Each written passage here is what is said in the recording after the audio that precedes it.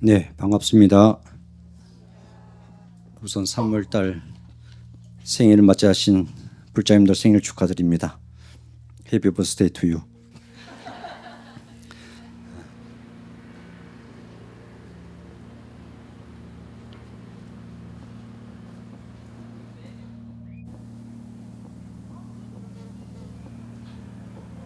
날씨가 따뜻해졌죠.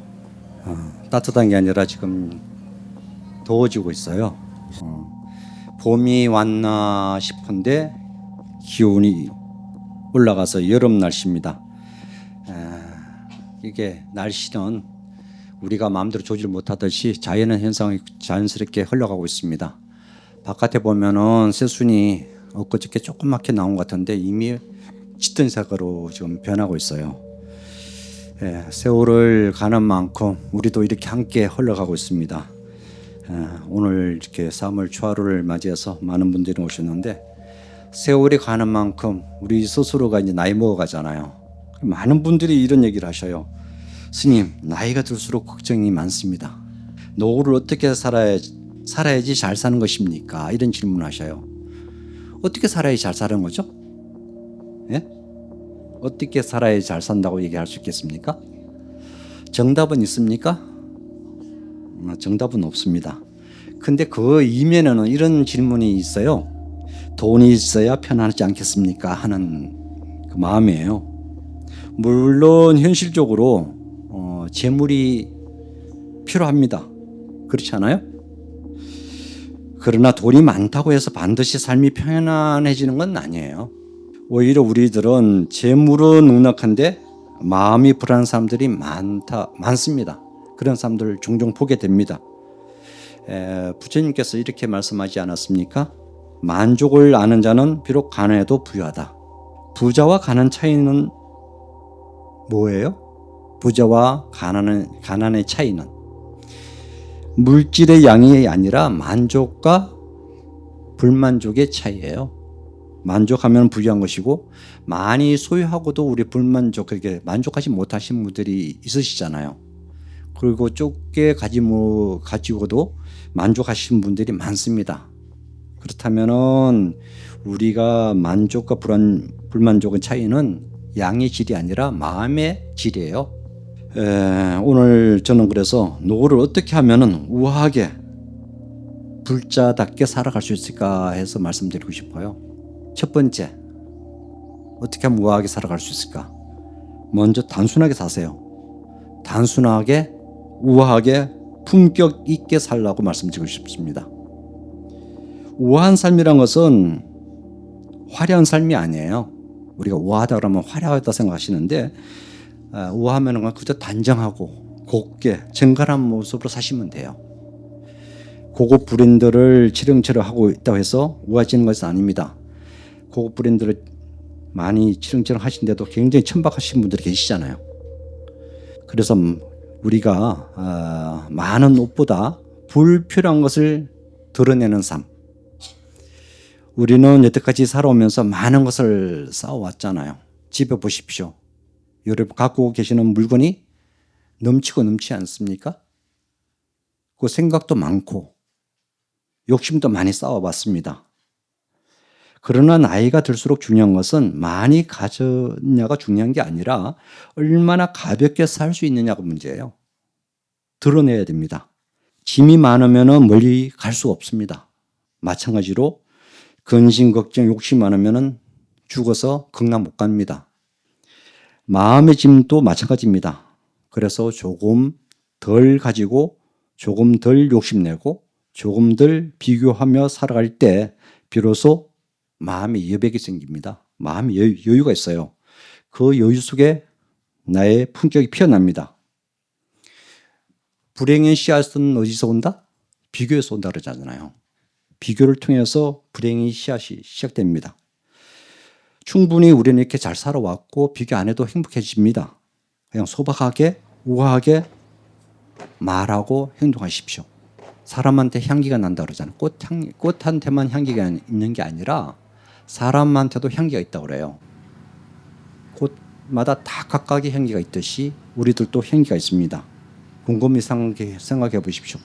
나의 향기는 어떤 향기일까? 우아함일까? 고고함일까? 천박함일까? 이건 여러분 자신이 스스로 돌아보고 평가하셔야 됩니다.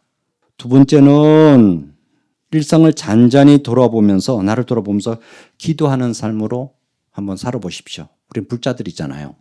노예의 삶은 거창할 필요가 없습니다. 그냥 소소한 일상 속에서 여러분의 삶을 돌아보십시오. 이를테면은 아침에 일어나서 차 한 잔 마시는 시간, 그리고 주변, 아파트 주변을 걷는다든지 집 주변을 걷는다든지 아니면 책 한 권을 읽는다든지 이 모든 그 자체가 우리 불자들은 기도이자 수행이에요. 불자는 특별한 곳에서만 기도하는 게 아니지 않습니까? 내 마음 그 자리에 있는 것이 도량이고 수행터가 됩니다. 그리고 밥 먹을 때 혼자 하면 혼자 먹을 때 감사하고 같이 있다면 같이 먹을 때도 감사하고 그럴 때는 한 걸음 한 걸음 걸을 때 그 걸음걸이를 그냥 근심 걱정을 내려놓고 그 근심 걱정 내려놓는 순간 관세음보살이라는 하는 입에 염불 할 수 있는 여유, 그렇게 했을 때 나 자신의 불자가 되는 것이고 수행이 됩니다. 그것이 일상화된다면 내 마음은 평온해져요. 그리고 불자라면 우리들이 앉으면 뒷담화 하지 마시고 남의 허물을 얘기하지 마시고 그야말로 향기롭고 아름다운 말을 하셔야 돼요. 우리는 중생심이 많아서 시기질투심이 많아가지고 앉으면 남을 칭찬하고 찬탄하는 게 아니라 남의 허물을 말을 하시는 경우가 많습니다. 그것은 불자가 아니고요. 우함하고도 떨어진 천박함이에요. 그런 말을 하시는 분은 삼가하셔야 됩니다. 그것이 노를 우아하게 만드는 기도의 삶입니다. 세 번째는 좋은 인연을 지키십시오. 좋은 인연을 만드십시오. 노의 행복은 어디서 온다? 사람 속에서 피어납니다. 우리 관계 속에 살기 때문에 사람 속에서 피어납니다. 돈보다 더 소중한 것은 무엇인가? 함께 웃을 수 있는 사람이에요. 혼자 외롭게 사지 마시고 함께 웃을 수 있는 사람과 함께 하십시오. 그러나 그 인연도 아무렇게 맺으면 안 됩니다. 이를테면은 우리 마음을 무겁게 하는 인연이 있어요. 그리고 늘 불평과 원망을 전하는 인연이 또 있습니다. 이런 사람은 죄송하지만 거리를 두세요. 늙어서까지 그런 사람하고 꽤 피곤한 얘기를 들을 필요가 없어요. 그런 얘기를 들으면 내 영혼이 썩어가요. 도와주는 것도 한계가 있는 것이고 들어주는 것도 한계가 있다 그러듯이 맑은 영혼을 만들면 맑은 영혼을 채워줘야 돼요. 그렇다면 거리를 두는 것이 지혜로운 삶이 됩니다. 부처님께서 이렇게 말씀하셨지 않습니까? 지혜로운 사람과 가까이 하라고 이 말씀을 명심하십시오. 그래서 서로를 살리는 말, 그리고 따뜻하게 서로를 해주는 말, 마음, 그리고 서로를 일으켜주는 인연, 이런 인연을 지켜갈 때 우리의 노는 자연스럽게 밝고 향기롭게 피어납니다. 노년의 기도는 노년이 아니라 평소의 기도를 우리가 뭐 해주십시오 그렇게 하지 마시고요. 좋은 인연을 맺게 해주십시오 이렇게 하세요. 좋은 인연을 맺으면 좋은 일이 생기고요. 나쁜 인연을 만나면 나쁜 일이 생길 수밖에 없습니다. 가장 중요한 것은 좋은 관계들이에요. 나를 힘들게 하는 사람이 어떤 사람이에요? 나쁜 인연들이거든요. 그러니까 물론 내가 좋은 사람이 되어야지만이 좋은 인연이 되겠죠. 그래서 나 자신부터 좋은 인연을 맺기 위해서 좋은 삶을 살아야 됩니다. 네 번째는 나누는 기쁨을 아십시오. 우리는 지금 가진 게 있어야지 나눈다 이렇게 생각하시는데 많아야 나눌 수 있다 생각하시는데 그건 아닙니다. 진짜 나눔은 마음에서 시작됩니다. 이를테면은 따뜻한 말 한마디, 미소 한번, 그리고 작은 배려 하나, 이것이 우리가 말하는 뭡니까? 보시예요. 우리 물건으로만 베푼다고 생각하지 마시고 따뜻한 말 한마디, 미소 하나, 배려, 양보, 이것도 충분한 남을 행복해 줄 수 있는 나눔이에요. 부처님께서 이렇게 말씀하셨습니다. 남을 돕는 것이 곧 나를 돕는 것이다. 이렇게 말씀하셨습니다. 나누는 삶을 살아갈 때 우리 마음은 눅눅해져요. 그 넓어진 마음이 우리를 행복하게 해줍니다. 그럼 어떻게 할 것인가? 가장 중요한 것은 봉사예요, 봉사. 봉사를 하게 되면은 몸은 고단할지 모르지만은 돌아서서는 굉장히 의미 있고 보람집니다. 내가 고단하지 않고 내가 편해지면서 봉사라는 것은 존재하지 않습니다. 내가 힘들고 했을 때 남이 이롭고 봉사라는 것이 됩니다. 그리고 봉사를 하시고 나서 절대 대가를 바라지 마십시오. 대가를 바라시려면 아예 하지 마십시오. 그건 봉사가 아닙니다. 그래서 바라는 것을 바라지 말고 그냥 무심으로 하는 자체가 공덕이 됩니다. 우리 길상선 연세 드신 분들이 봉사하신 분들이 참 많으셔요. 말과 이렇게 80이 넘으신데도 불구하고 오셔서 봉사하시고, 우리 연방에 계신 분은 90, 80 넘으신 분들이 연방에서 봉사하고 계시잖아요. 누구를 위한 것인가? 결국은 나 자신을 위한 것이 됩니다. 그것이 복덕이 되잖아요. 우리가 죽어서 가져가는 게 뭐라고 그랬습니까? 내가 지은 공덕이라고 그랬습니다. 내가 악업을 지어 놨다면 악업을 갖고 갈 것이고, 내가 공덕을 지었다면 내가 그거 가져갈 것입니다. 그건 누구의 몫이 아닙니다. 그래서 나누는 기쁨을 누리세요. 나도 좋고 공덕은 자산은 내 것입니다. 그리고 5번째는 작은 것에서 우리가 행복을 찾으십시오. 큰 행복은 멀리 있지 않습니다. 따뜻한 햇살, 조용한 저녁, 차 한 잔의 여유. 이 작은 순간을 알아채는 사람은 진짜 행복한 사람이에요. 새소리, 바람소리, 소소함의 행복을 누리십시오. 행복은 조건이 있습니까? 행복은 조건이 없습니다. 부자 되면 행복할 거라고 생각하시는데 부자 되면은 행복이 아니라 불행이 닥쳐옵니다. 이 상태에서 여러분이 충분히 행복을 만들고 내가 행복하다 생각하면 행복해져요. 그래서 작은 것에서 감사히 생각하시면 됩니다. 작은 것에 만족하는 자가 큰 행복을 얻는다고 그랬습니다. 그런데 우리들은 잘 나가면은 자만과 오만과 고집이 생깁니다. 특히 연세 드시면은 가장 큰 장애물이 뭡니까? 똥고집. 큰 장애물이에요. 이것이 나를 힘들게 하는 것이에요. 그것 때문에 자식과 이웃과 대화가 안 되잖아요. 그래서 이것을 내려놔야 됩니다. 그래서 나이가 드시면은 말을 줄여야 돼요. 절에서도 얘기해 보면은 옛날에 안 그랬는데 나이 드시면 혼자 다 떠들어요. 특히 우리 불자님들. 옛날에 저랑 있으면 말도 한마디도 못 하신 분들이 지금은 자신들이 다 해버려요. 그것은 나이 먹었다는 증거예요. 저도 인정합니다. 그러나 말을 줄여야 돼요. 말을 많다는 것은 내 주장이 강해졌다는 얘기잖아요. 그래서 옛 말부터 그러잖아요. 나이 먹으면 호주문을 열고 입은 닫아야 된다고. 그렇지 않아요? 아시면서. 그래서 우리들 자신들은 그 넉넉함을 찾는 것은 남을 배려하는 데서 생기는 것입니다. 그래서 작은 것에 행복을 찾으십시오. 그리고 6번째는 감사한 마음을 가집시오. 감사함. 또 5의 품격은 감사함에서 완성됩니다. 나이 드신 분이 조금만이라도 어린 아이한테도 고마워, 고맙습니다. 이런 얘기 보면 참 보기 좋아요. 나이 드시면은 꼭 가르치려고 하잖아요. 아이들한테 배울 게 우리가 많거든요. 지금까지 살아온 곳, 곁에 있는 사람들, 주어진 하루, 이 모든 것이 감사할 일이 아닌 것은 하나도 없어요. 다 감사하거든요. 그래서 우리가 감사하면은 또 감사함이 생긴다고 표현합니다. 제가 일전에 말씀드리지 않았습니까? 감사합니다. 고맙습니다.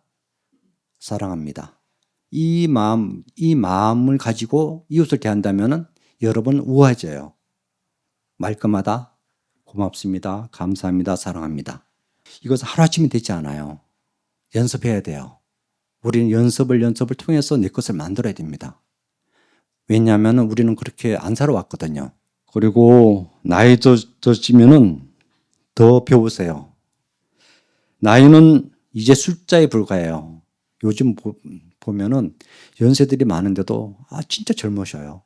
그렇지 않아요? 깜빡깜빡 놀래요. 90이라고 그러는데 굉장히 정정하셔요. 제가 만약에 내 90 저 정도 될까? 이렇게 생각해 보면 아득하거든요. 근데 정정하셔요. 그래서 나이는 진짜 숫자에 불과합니다. 배우면은 나이 드시면은 배움하고 멀어져요. 왜? 호기심이 점점점 나이 드시면은 사라지기 때문에. 호기심이 점점점 사라졌다는 것은 내가 늙었다는 증거예요. 배우세요. 책을 읽고 본문을 듣고 새로운 것을 배운 사람은 늙지 않습니다. 배움은 단순한 지식이 아니라 나를 살아있게 하는 힘이에요. 어제보다 오늘이 조금 더 깨닫고 오늘보다 내일이 더 넓어지는 삶. 이것이 바로 우리 노후의 우아한 나의 모습이 될 것입니다. 배울 것이 너무나 많아요, 사실. 도전하세요. 새로운 도전은 나의 에너지입니다. 나이 드시면 여행 가서 뭐 볼 게 있냐 그러는데 볼 게 없죠. 당연히 호기심이 없으니까. 그렇지 않아요? 그것은 내가 갈 때 다 됐다는 생각이에요. 그러니까 나 자신을 체크해 보십시오. 내 호기심이 지금 수치를 본다면은 10에서 몇 단계인가? 그게 내 나이예요. 숫자가 아니라 내 마음의 나이라고요. 아셨어요? 그리고 가장 중요한 것은 8번째, 건강을 잘 지키세요. 건강 잃어버리면 다 끝나요. 이 몸이란 것은 내 마음에 그릇이지 않습니까? 아무리 좋은 마음도 몸이 무너지면은 유지하기 어렵습니다. 그래서 내 삶은 나의 삶이기 때문에 규칙적인 생활, 그리고 적당한 운동, 그리고 절제된 공양, 식사, 이것이 가장 중요해요. 소식하시는 것이 건강하다 그러잖아요. 많이 드시는 게 좋은 게 아닙니다. 지금 우리가 드시는 것은 영양가가 너무 풍부해요. 제가 가끔 목욕탕 가서 느끼는 것은 젊은 사람부터 나이 드신 분들의 죄송한 아랫배 안 나온 사람이 없어요. 야, 근데 저거 보면서 운동을 안 해서 그런가? 어떻게 젊은 사람이 벌써 저렇게 8개월짜리 된다면은 앞으로 살아갈 날이 많은데 다 성인병의 원인이잖아요, 이게. 그렇지 않아요? 운동하세요. 건강을 지키는 것은 단순한 자기 관리 차원이 아니라 가족과 나 자신을 위한 거예요. 아파버리면은 다 민폐입니다. 누굴 위한 게 아니에요. 가족을 위해서라도 건강을 수행처럼 지키셔야 돼요. 수행처럼 하셔야 됩니다. 그리고 9번째는 자연과 가까이 하십시오. 자연을 가까이 하십시오. 자연은 아무 조건 없이 우리를 받아줍니다.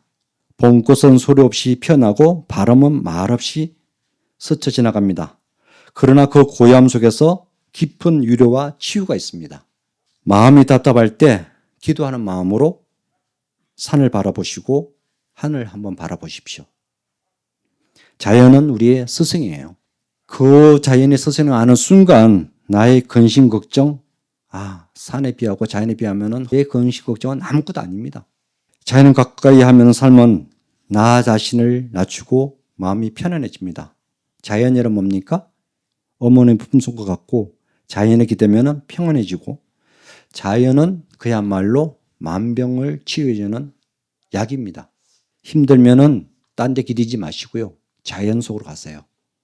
자연 속에 가셔서 쉽게 말해서 아글수도 좋고 가슴을 벌리고 호흡을 실컷 한번 해보시고 하시면은 금방 마음 편해지고 건강해집니다. 그러니까 힘드시면은 이 도시 한가운데서 자연 속으로 가세요. 자연을 가까이 하십시오. 자연을 가까이 하면은 건강도 좋아지고 마음도 평안해집니다. 그리고 마지막으로 말씀드린 삶의 방향을 잃지 마십시오. 삶의 방향을 잃지 말라는 것은 나이가 들수록 목표가 사라지는 경우가 많습니다. 내가 어떻게 살아야 될지 방향타가 없어지는 거예요. 이를테면 방향 없는 배는 어디에 도착할 수 없습니다. 그래서 작은 목표라도 세우십시오. 긴 목표가 아니라 좋습니다. 하루하루 나는 오늘 이렇게 해야겠다. 이렇게 살아야겠다. 이런 목표를 세워주십시오. 하루를 의미 있게 살겠다는 그 마음, 누군가에게 도움이 되겠다는 다짐, 이런 마음이 우리 삶을 끝까지 지켜줍니다. 그냥 그렇게 살지 마십시오. 하루하루를 의미 있게 만들고 살아야 됩니다. 그것이 나의 삶의 의미고 내가 그렇게 살아갈 수 있는 목표입니다. 우리는 불자는 불자답게 그런 삶의 의미에 부여하시고 방향을 잡고 목표를 잡고 하루하루를 여시고 하루하루를 마감하신 게 좋습니다. 노후는 인생의 끝이 아닙니다. 여태까지 살아온 삶의 향기가 울려 퍼지는 시간이라고 보시면 돼요. 나의 모습 보십시오. 나의 주름살이 나의 관록이고 나의 모습입니다. 젊은 날에는 무엇을 이렇게 이루는 삶이었다면 나이 드셔서는 이루는 게 아니라 무엇을 내려놓는 삶을 되어야 됩니다. 가질수록 무거워지고 놓을수록 가벼워집니다. 그리고 그 가벼워지는 속에서 비로소 여러분 자신을 발견하게 될 것입니다. 그리고 나는 이때까지 이 나이까지 충분히 잘 살아왔고 아름답게 잘 살아왔습니다. 그리고 앞으로는 어떻게 아름다운 마무리를 할 것인가. 하루하루 꽃처럼 피어나서 나의 향기를 전하는 그런 삶. 그것이 아름다운 마무리예요. 이렇게 실록이 우거지고 꽃향기가 거룩한 봄입니다. 부처님 오신 날 또 다가오고 우리도 부처님처럼 불자답게 오늘 이 초하루를 계기로 해서 시작으로 여러분 삶이 더 단순해지고 더 따뜻해지고 더 사랑스럽고 더 향기로운 삶이 되기를 바라옵니다. 노후가 두려운 삶이 아니라 가장 우아하게 피어나는 자신이 내 향기를 지닌 삶을 만들고 살아가시길 부탁드립니다. 저 공지사항을 우리 한 가지 말씀드릴게요. 17일 내일 모레 일요일 날 각상스님 모시고 일요가족법회를 오래간만에 합니다. 오셔서 같이 법문을 들어주시고요. 29일 날은 부처님 오신 날 맞이 사암연합회에서 저기 성북구 삼성교 있죠. 삼성교회 그 부처님 점등식을 합니다. 그러니까 동참하셔서 같이 해주시고, 그리고 또 중요한 것은 5월 달에 부처님 오신 날 전에 5월 13일 날 우리 송광사 길상사의 본사인 송광사 3월 불사라고 해서 그날 우리가 수계식과 보살계 참석하러 내려갈 예정입니다. 많은 분들이 동참해서 함께 송광사 다녀오셨으면 좋겠습니다. 감사합니다.